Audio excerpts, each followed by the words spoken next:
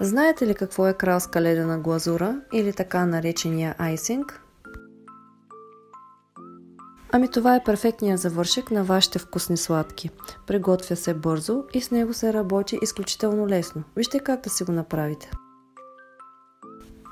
В купа смесвам 1 бел тък, 250 г пудра захар, 1 чайна лъжичка натурално нишесте и 1 ванилия.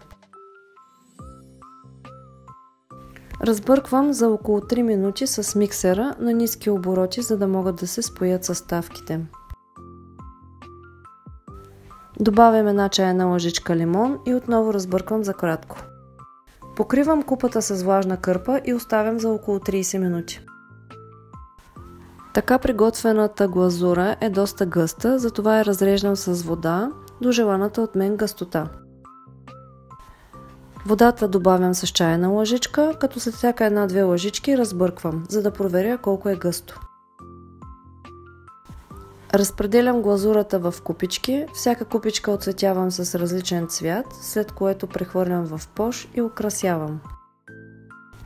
Децата винаги се включват да помагат. Голяма цапотия, но пък забавлението е истинско.